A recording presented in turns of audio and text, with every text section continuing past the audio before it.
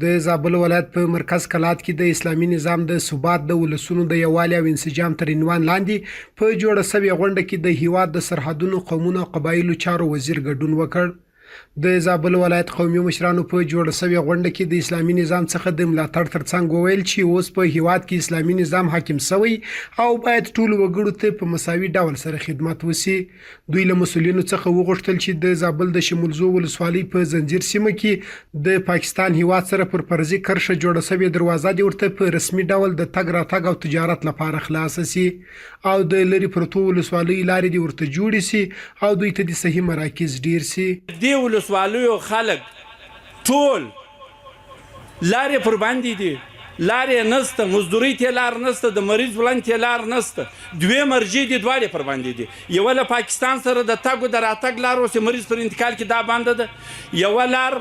له ولسوالیو مرکز ته ده چې مریض را انتقال کې دا اوس یو څه وخت بعد زیاتې بندېږي، یا واوره کېږي یا خټې کېږي. چې دا د آبادي نیست دغه چې بارډر چې زموږ دپاره یو حیاتي لاره ده، زموږ د اقتصاد،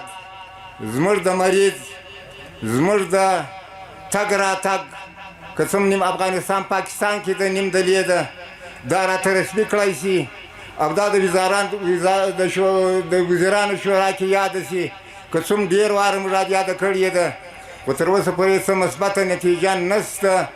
په یاده غونډه کې د زابل والي د خپلو خبرو په ترڅ کې وویل موږ هڅه کوو چې د دې مجاهد ملت خدمت وکړو او د دوی ټولو ضروري او شرعي غوښتنو ته رسیدګي وکړو. والي زیاته کړه هر دولت مکلف دی چې د خپلو ولسونو لپاره لازم سهولتونه برابر کړي.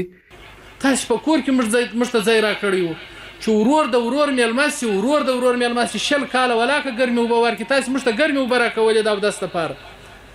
تاسو موږ ته په کور کې ښه شی راکوئ، موږ به څنګه ناهیله کېږو چې ستاسې د خدمت څه به مخ اړوو. خو ګورې یو خواست درته کوم، موږ ته خواست مه کوئ چې الله دوی باقي وساتي، دې نظام ته خواست وکړي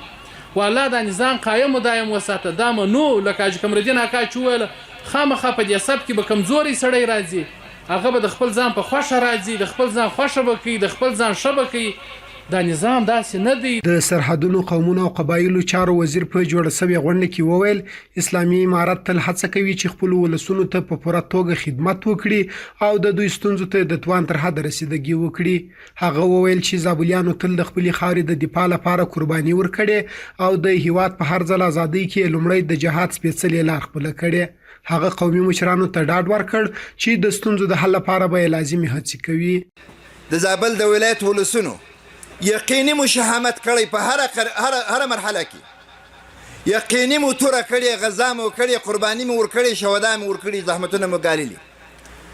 چې ستا پوښتنه او ستا ارزو او ستا خدمت والله العظیم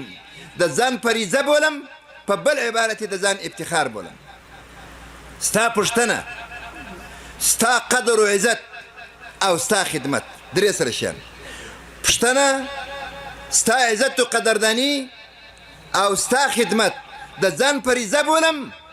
او په بل عبارت د ځان افتخار بولم. د یادونې وړ ده چې د اسلامي امارت په راتګ سره دولتي خدمتونه د زابل ولري پرتو ولسوالیو ته رسیدلي او دا کړنه د ولسونو د خوښۍ سبب ګرځېدلې.